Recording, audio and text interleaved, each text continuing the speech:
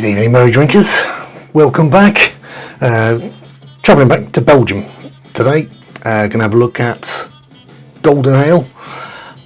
Their version of it anyway. It's a British / Belgian style.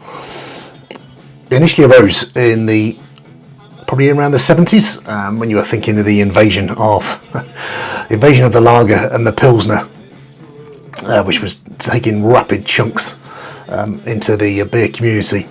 This was the resistance of the traditional brewers to try and find something that would deliver the same sweet, crisp, hoppy taste that a lager does, but using warm fermentation methods. So the classic from a British point of view would probably be Summer Lightning. We'll see if we can get to that, but I think the king, and most importantly the one which is in 300 beers to try before you die, is Duvel or Duvel. Now, Duvel, if you drink some Belgian beers, you get used to the brewery being on the bottle. The actual brewery itself is tucked down at the bottom. It's actually the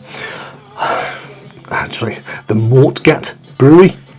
I think they're called Duvel Moortgat now, given that's how famous this beer is, but they're fourth generation in the Flanders region of Belgium, and initially set up by Jan Leonard Moortgat on his farm, I think in 1871, and it's been passed down generation to generation in between the world wars. And traditional Belgian brewer, so this Duvel initially came from an experiment. So he sent one of his head brewers to Scotland to examine a McEwen's export, which was all the rage apparently in Belgium at the time, and to try and find exactly what was in that made it so tasty. What they'd get examining a bottle of McEwen's export these days, I'm not entirely sure, but at that time it came up with 15 different strains of yeast, and they developed that down to essentially focus on two, which would form two different fermentation cycles of their new golden ale. Now, this is quite widely available. I imagine everyone's had a bottle of Duvel at some point. The name translates as devil in Flemish, and apparently that came down to when they were initially doing the brews. On the tasting, it's an 8.5% beer, and it was, wow, this is a devil of a beer.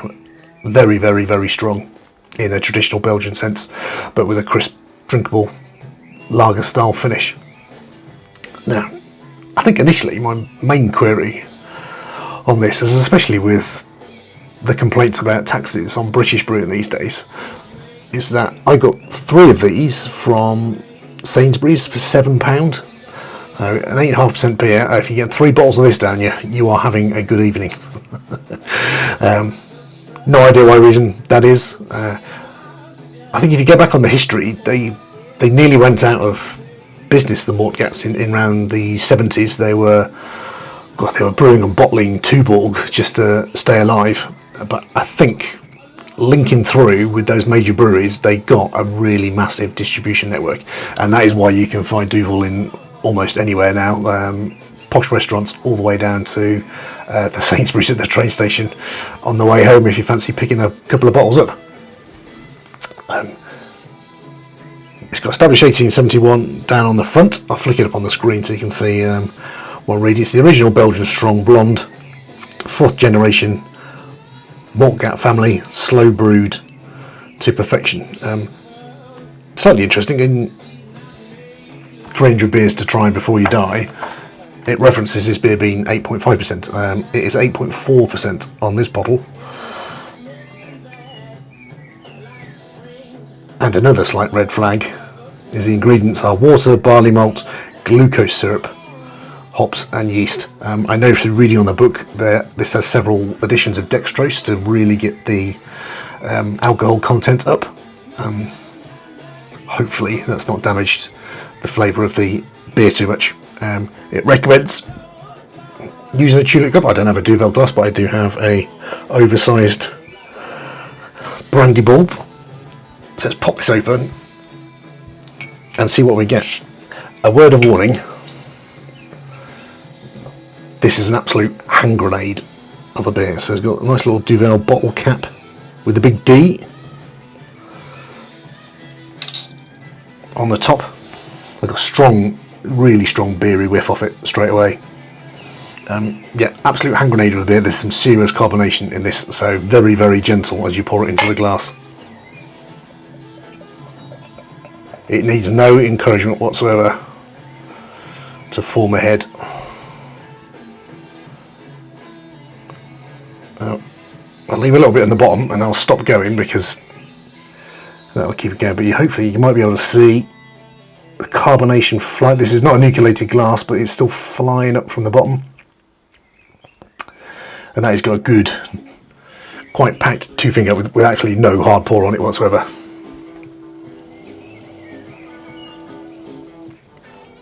Now, I've been drinking a long time. That's got classic golden ale vibes for me off the top of it. There's floral notes. There's a slight, there's definite sort of sweetness to it. Yeah, like a candy sweetness, which originally would have been inverted sugars on Belgian, but hopefully it's not just not smelling the glucose syrup. And not as much as you'd expect from a Belgian beer, but a very slight, classic Eastery, banana-y, clove type oiliness, just at the back.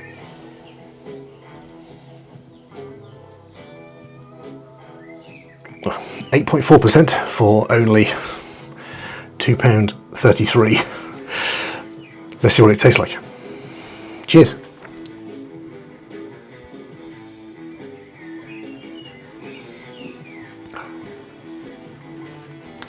There's a nice mouthfeel to that. There's some serious flavour going on, even just feeling the texture in your mouth.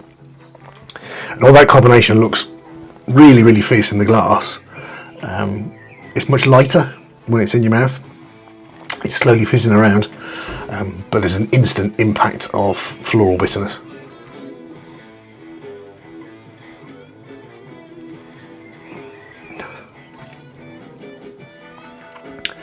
It smells sweet, but it doesn't taste sweet. There's a sweetness there. There's like a there's a citrusiness to it. Not a tropical citrus, like a traditional limey lemon rind type vibe.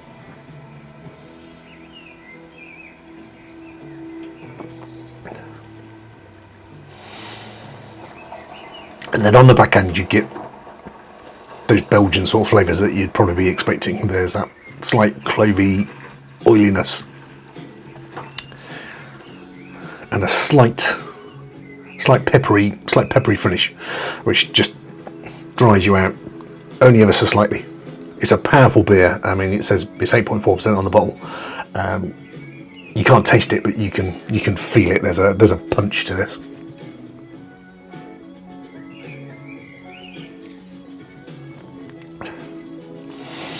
Now, thinking about golden ale, it looks a bit like a lager. Certainly with that carbonation going up on the glass, it's almost like you could have it side by side with a very, very good German lager or a pilsner, and visually not really be able to tell the difference. So the design concept of having a warm fermented beer with that crisp lager taste is definitely in this.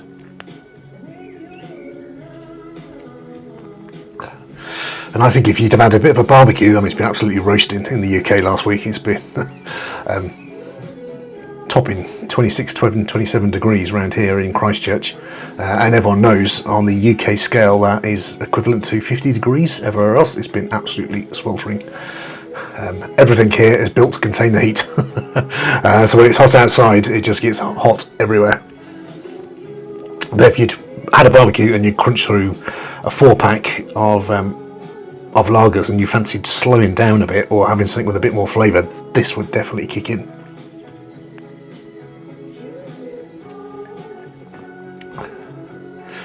you like lager in general, you'd find this as a craft beer quite interesting. It's got that yeasty, oilery. Now it's quite limited. You know, it's not like a Chimay Blanc where there's probably too much flavour in that. This is a bit more dialed back, and it's really it's probably a bit of a booze hands beer. At 8.4, you can drink this. It's a very, very easy drinking beer.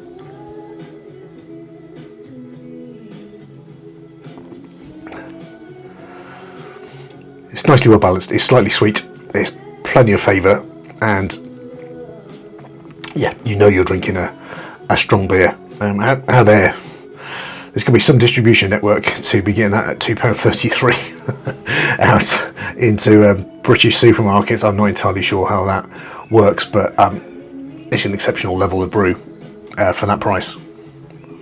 Just pop the bottom in here. Let's see what Roger Protz has got to say about Duvel. So this is a beer. It has a colour rating of 7 to 9, which is only fractionally higher than a pilsner. So definitely aiming at that market. And the mash has an original gravity of 1056. Czech Sars and Styrian Goldens are added in 3 stages to get approximately 30 units of bitterness. The book says then dextrose is added to the primary fermentation to boost the level of alcohol, and further attenuation by the yeast to give a gravity of 1066. The primary fermentation lasts for 6 days, and then it's followed by 3 days secondary fermentation at cold temperature, which is, I'd imagine, where a lot of the carbonation comes from.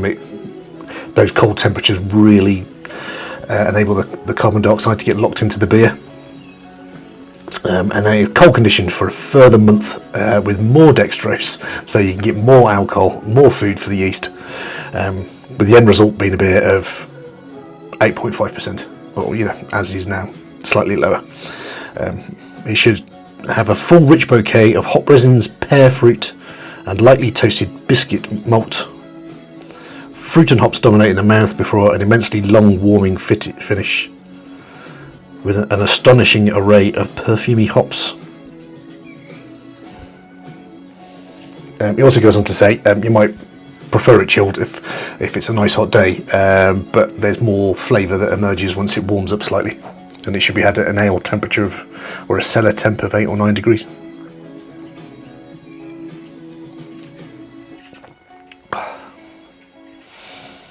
I've had this several times before. I suppose it is a strong beer which is going to be quite tasty during the summer. You're gravitating away from strong milds, extra special bitters and stouts. This delivers cool, crisp finishes under the heat of the sun. Be very, very tasty.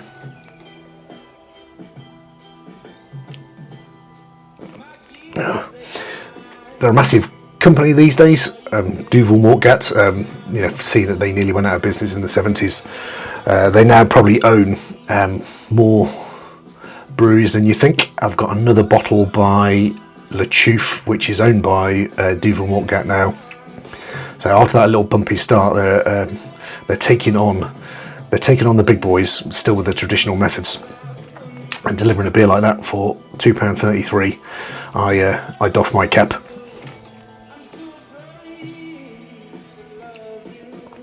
Yeah, ratings wise, they're completely personal to me. I would prefer something